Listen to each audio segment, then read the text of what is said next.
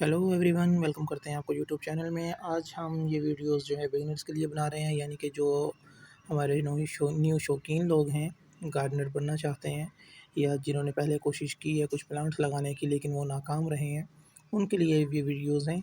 और उनके लिए जो है वो सजेशन है कि वो फ्रूट प्लांट्स कौन सा अपने अपने पास घरों में गमलों में लगा सकते हैं और वो प्लांट्स आपको फ्रूट भी देगा। उसकी ज़्यादा केयर भी आपको नहीं करनी पड़ेगी, स्प्रे कोई नहीं करनी पड़ेगी और साथ-साथ आपको अच्छा फ्रूटफुल और बेनिफिट्स मिल सकते हैं।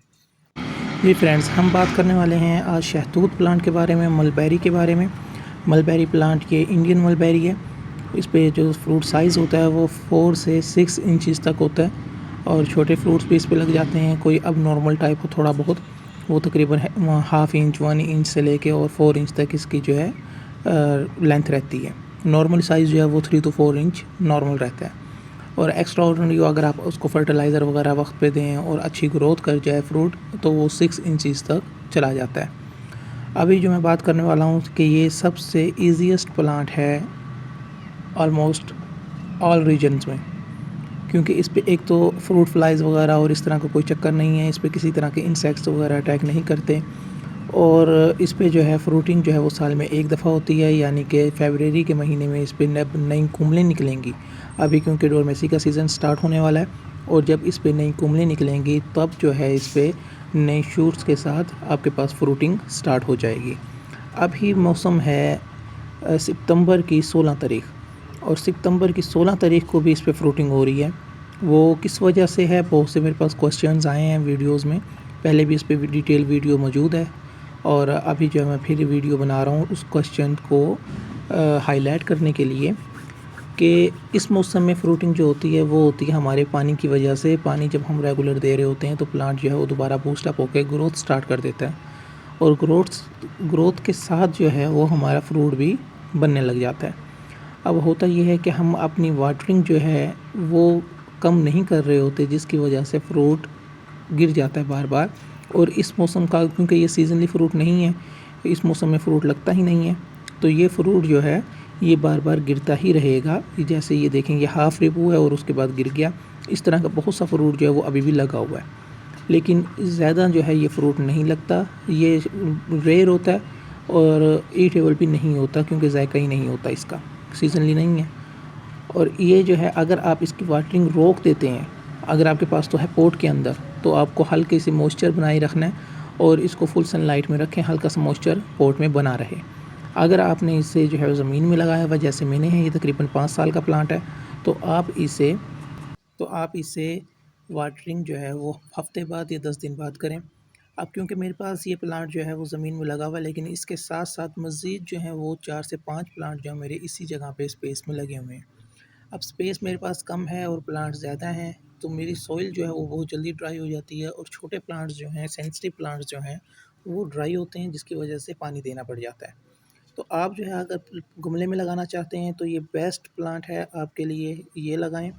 अनार लगाएं और आप ग्रेप वाइन जो है, अंगूर की बेल जो है वो भी लगा सकते हैं। अंगूर की बेल को कटिंग से इस मौसम में तमाम कटिंग्स जो हैं वो लगा सकते हैं आप। तमाम कटिंग्स की ग्रोथ जो है वो 100% आ रही है। ह्यूमिडिटी बेहतरीन है, मौसम क्लाइमेट बेहतरीन है। इस मौसम में आप कोई भी कटिंग्स लगाएंगे वो 100% आपको रिज़ल्ट देगी।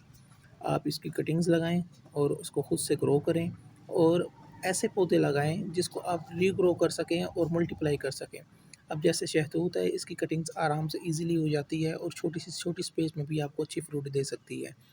अनार है, इसी तरह अनार भी आपको अच्छी स्पेस दे सकता है, अच्छी जगह पे अच्छा फ्रूट दे सकता है। और अंगूर जो है उसके लिए आपको थोड़ा सा वेट करना पड़ेगा, उसके लिए थोड़ी सी आपको मेहनत करनी पड़ेगी कि 2 साल बाद जो है वो आपके पास फ्रूटिंग करेगा। लेकिन जब वो फ्रूटिंग स्टार्ट कर देगा फिर आपको मार्केट से फ्रूट लेने की ज़रूरत नहीं पड़ेगी, वही आपके होम का, घर का फ्रूट जो है वो पूरा कर देगा। अब बात कर लेते हैं कि इसके ऊपर स्प्रेज़ कौन-कौन सी करनी चाहिए और कौन-कौन से इसके जो हैं हमें ख़्याल रखना पड़ता है चीज़ों का। तो सिर्फ़ इसको जो है हमें वर्मी कंपोस्ट या कोर्डिंग कंपोस्ट जो है वो ऐड करनी होती है इसमें सीज़न में। सीज़न का मतलब जब इसके पत्ते झड़ जाएँगे, अभी पत्ते झड़ना शुरू हो चुके हैं, तो तकरीबन अक्टूबर, नवंबर के बाद जो है वो बिल्कुल तकरीबन ऑलमोस्ट ये गंजा हो जाएगा। इसके ऊपर से सारे पत्ते झड़ जाएँगे, सिर्फ़ शाखें, टहनियाँ रह जाएँगी। और उस मौसम में हमें पानी का एहतियात लाज़मी करना है, पानी बिल्कुल नहीं देना। पानी जब बिल्कुल नहीं देंगे तब, क्योंकि पत्ते जो हैं वो इसके झड़ चुके होंगे और इसकी ग्रोथ बिल्कुल ख़त्म हो चुकी होगी। अगर आप पानी देंगे या ओवर वाटरिंग कर देंगे तो इसकी रूट्स में जो है वो फंगस लगने का खदशा होता है। और ग्रेप्स जो हैं, अंगूर की बेल जो है ख़ासकर, उसको जैसे ही थोड़ा सा ज़्यादा पानी देंगे तो उसको दीमक लग जाती है और उसकी रूट्स जो हैं वो फंगस का शिकार होकर डेड हो जाती हैं। इसे आप कोल्ड दे सकते हैं दिसंबर के अंदर कोल्ड जो है इसकी रूट्स के आसपास 1 फुट की जगह छोड़ के, यानी कि जहाँ प्लांट है उसके 1 फुट की जगह छोड़ के दायरा लगाएं और उसके साइड पे जो है तकरीबन 1-1 फुट मिट्टी निकाल लें या 6 इंच मिट्टी निकाल लें अपनी स्पेस के हिसाब से, अपनी जगह के हिसाब से। अगर आपके पास पॉट में लगा हुआ है तो पॉट के किनारों में बिल्कुल 2 मुट्ठी एक एक साल के प्लांट को। अगर छोटा प्लांट है तो उसको अभी ना दें, उसको ग्रो करने दें। और अगर बड़ा प्लांट है, यानी कि 2 साल आपके पास हो चुके हैं उसे, तो साल हो चुका है, 2 साल हो चुके हैं, अच्छी ग्रोथ 3-4 फुट हाइट कर चुका है, तो उसे अब 2 मुट्ठी 3 मुट्ठी जो है वो डिकम्पोज हुआ हुआ वर्मी कंपोस्ट या डिकम्पोज हुआ हुआ ये दे सकते हैं, कोडंग दे सकते हैं।